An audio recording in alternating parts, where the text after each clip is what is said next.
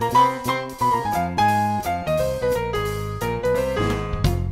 like to introduce myself. I'm Herb Lagois. I'm president of Lagois Design, Build, and Renovate. I established Lagois Design in 1984. This is our 30th year in business. I first started out by framing houses and then just slowly developed the design part of the business. Basically, over the next 3 days, it's almost like a mini series, and today I'll be talking about some of the things to think about at the beginning of the process. Tomorrow, Saturday at 1 o'clock, I'll be talking about planning your project. So today, going through a little bit of the design process and things to look at. And tomorrow, then it's kind of filling in the gaps and always setting up for the end goal, which is a successful project. And on Sunday at 2 o'clock, I'll be talking about the reality, identifying obligations of the homeowner, as well as the contractor. And again, the goal is to be able to set up for a successful renovation or construction project.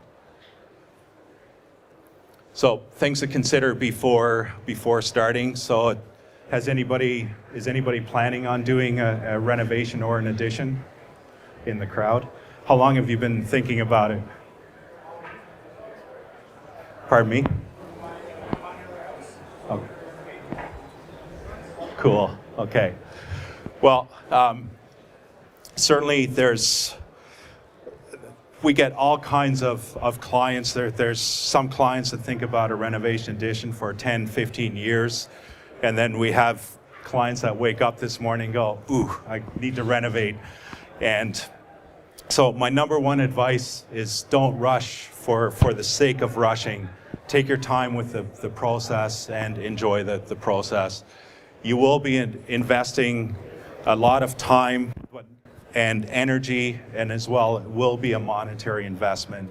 So certainly think it through and know what you're getting into as part of the process. So that the trick is finding the right approach and the right fit that meets you and your project. So using myself as an example, after I built my house, I was always thinking of, well, larger garage, and that's how the thought process started. But I was thinking seriously about our addition for roughly about 6 years. So the garage thought kind of led into a mudroom access or better mudroom, and that kind of led to a family room addition. And again, it's just, again, thinking it through and not rushing for the sake of rushing. So part of the thought process is, should we even do this? Can we afford it? Or should we just simply sell and move? Yet quite often we have clients where the school is just right around the corner and we have all the conveniences. Certainly we have search engines. Google's a very powerful tool. I couldn't even imagine living without Google now and being able to do the research. So, and then we also have friends or colleagues that have built, and they'll provide names, or this guy did a really good job for me, why don't you give him a shout? So we have these resources, but what are we actually searching for? Are we searching for an architect or a designer? Are we searching for a builder? And out of the group, who understands the complete process? The architects and designers, that they're worried about form and function, and making the space look awesome, work and flow. And also just from a furniture layout perspective, making sure furniture fits in the space, etc. And builders look at it literally from a building point of view. So is this buildable? Is this feasible?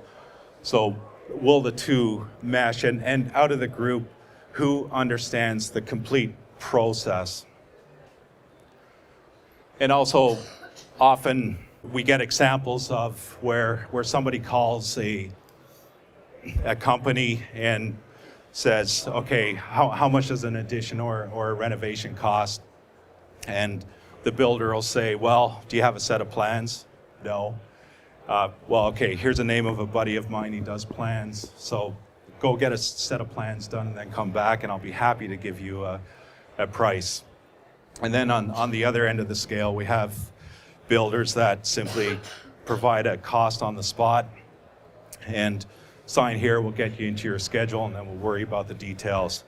But again, what are you actually getting for your money's worth?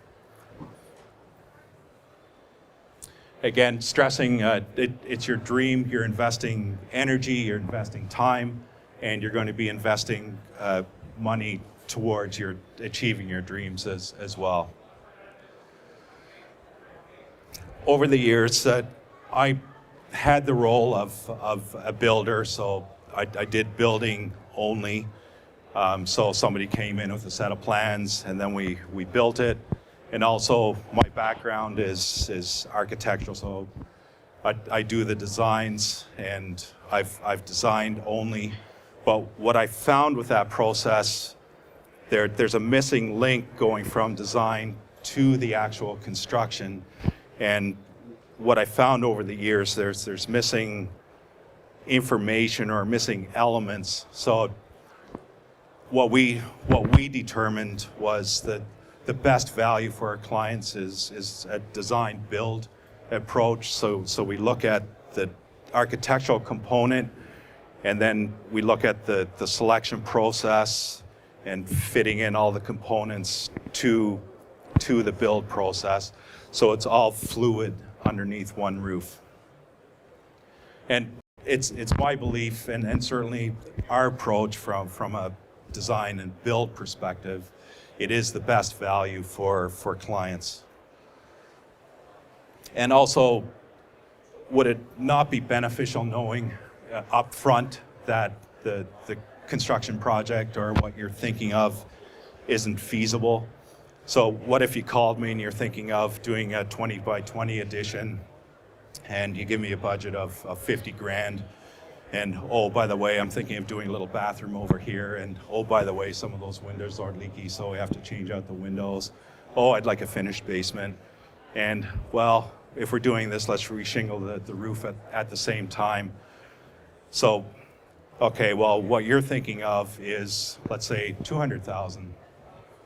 Isn't it beneficial knowing that up front without spending the time and the energy of going through the design process? And at that point, you can make some choices. So do we simply invest more money? And so we'd like to stay here forever. Sure, it's worth investing the money into our home. Or do we simply scale back and look at the absolute priorities of what we need for your home? Or wait. Often we have clients that wait 2 or 3 years until they save enough money or equity to be able to do the project, or simply sell and buy something else, or simply live with what you have. As professionals, it's up to us to set those expectations, yet they have to be realistic as well. So if you call me and say, or ask, okay, I'd like a 20 by 20 addition, how much is this going to cost? It's something I can't answer without asking a whole bunch of questions. So does it have a finished basement? If so, what's your definition of finished? Are you thinking of sloped ceilings? Is there a deck? Is there a patio? Are you thinking of renovating within the house? So if we can gather enough information, then we're able to give enough feedback up front to help you make an informed decision. But the key with that is also being realistic. Like I said previously, I played the role of designer, of builder, and again, I realized there was a disconnect. So from my perspective, it's nice having everything under one roof where it's fluid from design to the construction. Certainly we need a good fit with companies and the particular project you're thinking of. So If we have a company that specializes in kitchen renovations or basement renovations, are they actually suited to be able to do your family room addition, let's say?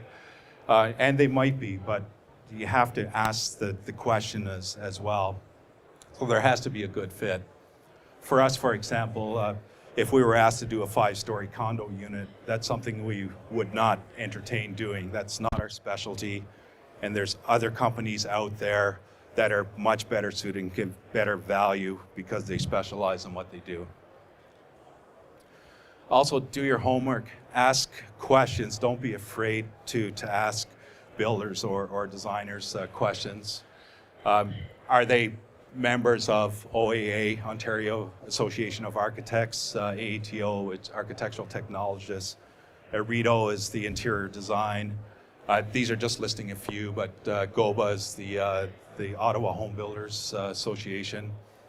And certainly Renomark is a powerful association as well, especially in Ottawa with the renovation sector. So really, what is the advantage of an association? And yes, there's individuals or companies that like the accreditation, but to me, if we're members of an association, there's a code of ethics that we have to adhere to. And also, personally, I like the educational element. Nothing ever stands still, so I'm always looking to better myself, and the associations have a great avenue to do that. Also, some questions you may want to ask is how many years in business and what kind of experience. Again, are we building basements only or kitchens only? Certainly don't be afraid to ask for references. If you get references, call the references, ask questions. And the trick there is just to get a sense of what we or the builder is like to deal with, or designer. Also, does the company have core values? And then do those core values align with your core values? Does a company have a mission statement? And also something I stress is also use your instinct. If your gut is telling you something, there's a reason for it. And certainly I've paid the consequences over the years not listening to my instinct. And the process also needs to be fun. We're talking about your dreams here. It's going through the design. It's getting ready for the construction, and the construction process has to be fun as well. The design, again, that's my background. That's the component I love doing. Design is form and function. So it has to look good. It has to be aesthetically pleasing. Will your furniture fit? The worst thing when we go through the design process, build it, move in, and go, oh, this doesn't work. So it needs to be thought through at the front end stages. Traffic flows, for example, does it make sense to come in from the mudroom, walk in front of the couch in the family room to go to your kitchen, or the dog runs in, shakes himself off in the family room? So those are all thoughts or considerations as part of the design process. And then aesthetically, of course, there's the interior design component. And then on the outside as well, does it look good from an exterior perspective? And style. Most of the time when we're talking about renovations and additions, we're trying to blend into existing conditions, but not always. Sometimes we're making an architectural statement. So what is the style of what we're trying to achieve? And I always have an expression that anything's possible, so that rarely matters, but what's the cost connected to that statement? Another important thing with the design component is looking at the setbacks, and ideally look at the setbacks before you start the design, not afterwards. And certainly that's our job as designers, but the last thing you want to do is go through the design process, come up with this really cool design, and then realize, it doesn't work. I remember years ago when I started framing, and we were doing the project, we were framing only, so we didn't have anything to do with the design. And I was up on the roof, and I remember the husband was walking up, and he was kind of dejected a little bit. And he goes, "We're moving the house." And I thought, "Oh yeah, really? You're joking." And then about a minute later, I see his wife walking up behind him. She's just crying, like literally breaking down. And they put the house 5 feet over on the property next door, not even into the setbacks, but over the property. And they couldn't get a settlement, or they couldn't negotiate for the property from the neighbor. They had to move the house 100 feet over onto their property. They moved it into like a swampy area. The site they chose was perfect. And this was late fall. It was a crappy fall. It was raining all the time. It was wet, and winter was coming on. So I certainly had the opportunity to learn from that experience early on. So I checked setbacks. Also, I'd like to point out that a survey is required. If you're thinking of especially an addition, but sometimes a survey is required if you're doing a renovation as well. If there's a lot of windows involved, there could be restrictions. So I just wanted to make you aware that there's a possible expense for a survey if you do not have one. You can check with the registry office, so sometimes there's a record of a survey, but not always. Also, we deal with applicable laws, so there's Rideau Valley Conservation, Mississippi Conservation, for example. There's waterfront restrictions, there's environmental zones, EP zones, septics in rural properties. We get involved with septics quite a bit. Just an example, usually septics are based on square footage, but and not only bedroom count and fixture counts. And quite often we find square footage is the overlying factor for septic systems. So in that case, do we need to replace the septic, or can we just make it bigger or adjust it to fit the addition? So that needs to be considered as part of the design process as well. And from a monetary perspective, because if we have to replace a septic system, there's an expense connected to that. So great, we come up with a design that works. It's really cool. We're really happy with it. And so awesome. So now we have the potential for snowball effects during the design process. Things like, what about the exterior finish? So we come up with the design, it works really well. We have new siding on the back of the addition. Well then, wouldn't the new siding look better or more consistent on the back of the house? And then, well, if we're doing that, why don't we replace the siding all the way around the house? And then things like eaves trough, well, leaks a little bit. Shouldn't we replace it while we're at it? Then we get things like windows.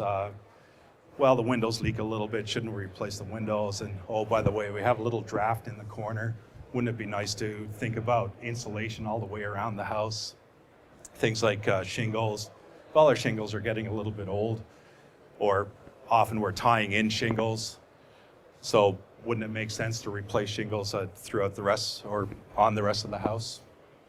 And then from an interior perspective, so we're putting hardwood, let's say in the new addition, but then what about the rest of the house? To have a coherent finish throughout the house, then we should actually redo the hardwood. Well then, what about moving all the furniture to be able to redo the hardwood? And then, oh, well, if we're there, we really don't like that stipple ceiling, so why don't we just scrape the stipple and put a smooth ceiling in? And then, well, if we're there anyways, why don't you repaint the rest of the house? So it has the potential of snowballing. And then the mechanical systems, so, well, if we're at it, why don't we replace the furnace with a high efficiency furnace? Again, the windows are leaky, so why don't we flip out the windows while we're there? And so great, we created this airtight house, it's better insulated, but then what do we do about air quality? Should we not consider that from a mechanical perspective? And then again, the moving costs. So if we do have to take all the furniture out, where do we put it? If there's an extra room, great. But what happens if the entire house is hardwood and we're redoing it? So those are all things to consider. So the family room does have the potential of snowballing. The key with that is from a design and build perspective, or design or build perspective, it's to be able to provide information so you can make informed decisions. And then you can also look at the priority of what's worth investing into the house and what's not worth investing. And number one, and this is my advice and my outlook from a design perspective, is design holistically. Think about the ultimate goal. It's always nice working towards the final goal. The worst thing we can do is just do something and then come back a year later, rip half of it apart to do the next step. An example, if we finish our family room addition, we're sitting there and then it's a really hot summer day and we think, oh, wouldn't a pool be nice? Great, let's get a pool. What about the septic system we just put in? And there's restrictions to septics from pools, so we have to move the septic. So now we've just doubled the investment of the pool. Also, what we didn't touch on was alternate construction techniques. There's some great alternate ways of building. They're energy efficient. Looking at it from an environmental perspective or energy performance. There's also the green building aspect and certainly the healthy housing aspect as well. So the more airtight we make a home, the more that the home has a chance to become polluted just with daily living within the house. So we also need to be able to deal with that as well. And here in Ottawa especially, we probably spend most of our time indoors. The design is starting to, as fun as it is, it's starting to become confusing. And again, it's being able to make those informed decisions throughout the entire process and then choosing what really truly are the priorities. There's one element that we didn't talk about yet that should be or needs to be part of the design process. Anyone want to hazard a guess? Yes, the investment value, thank you. So how much money do I need for this addition, this renovation? How much is it going to cost? Designers and architects and designers have a certain vision that, again, form and function, that it needs to be a cool design, it has to work, and builders have to have a certain vision as well. So have to be able to build it. Usually it needs to be practical to be able to build it. But what happens if the two aren't meshing together? So, and this happens to us. We get a set of plans that come to us, complete set of plans. Can you give us a price, please? Sure. And then we realize that we're way over the investment amount our clients expected. And then what do you do when you have these complete set of plans? Do you start over? Just toss them in the garbage? Or worse, we can chop apart the design to make the investment amount work. So those are all possibilities, but would it not be nice if we consider it as part of the entire process? And that's what we've learned over the years from a design build perspective, that the investment amount should be integral as part of the design process. But who understands the investment amount? But architects and designers, yes, they have an idea of cost, but do they know all the true costs related to construction? And again, from a builder perspective, does a builder know how to design? So we found what works for us is the design build process, so that when we're picking out elements, then we can make those informed give choices so you can make an informed decision throughout the entire process. Again, an example for me is I'm really interested in energy performance of the home. So I would be willing to trade off, let's say, for lesser quality cabinets or whatever to achieve that. So certainly, if we're looking at it early on in the process, then we can make choices. Once we start the build process, we're committed. We have to finish that job somehow. And then how do we finish that if we are starting to get cost overruns? From our perspective, we typically have 3 or 4 design revisions, and for us it's a progression. So towards the end of the design process, it's usually very minor changes, and often we're even doing that over email. And again, throughout the entire process, we're always looking at the investment component as well. Understand that the process does take time. So from measuring the existing conditions to creating the as-built drawings, doing the bylaw research, then doing the creative designs, and then also producing the investment amounts, all take time. So key is don't rush just for the sake of rushing the process. So in conclusion, you'll be spending time, energy, and money. So ask questions, take your time with the decision-making process, do your homework, get everything in writing as well to truly understand what you're getting for your money's worth. And again, ask questions. Listen to your instinct. If you have a nagging feeling about something, there's a reason.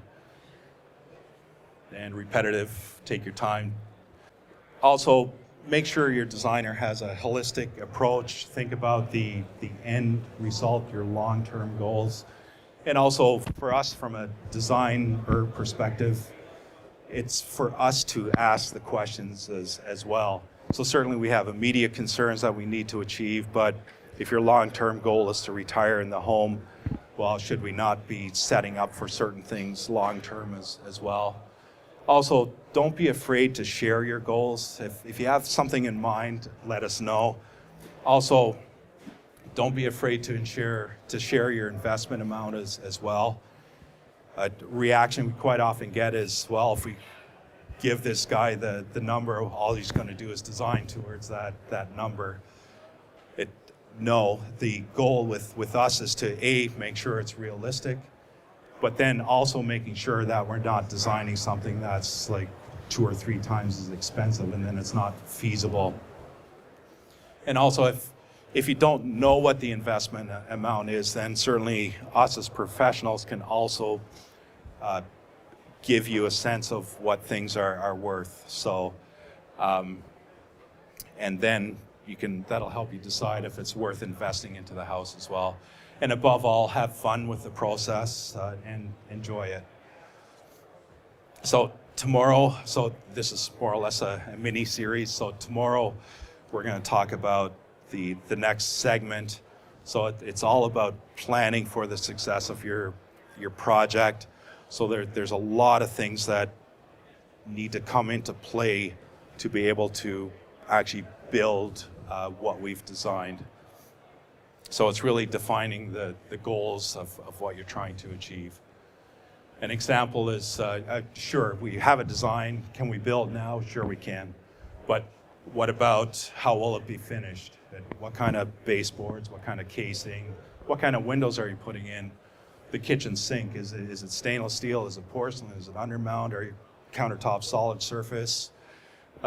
What about schedule? If we don't know what the products are, how can we possibly schedule a project?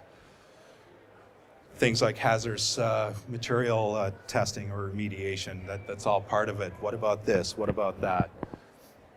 So I'll open up the floor to some questions, so thank you. Thank you, Herb. I have a question, actually. Oh, no. How much would a family room addition cost per square foot? That's a very common question that we always get. It's something, it's a question I can't answer. There's no definitive per square foot cost. We have to be able to have enough information to be able to give you even a rough estimate. And we have enough experience that we can literally do that over the phone. But again, does the family room have a basement? Is the basement going to be finished? What is the definition of finished? Is there drywall on the ceiling, drywall on the walls? Are there patios? Are there decks?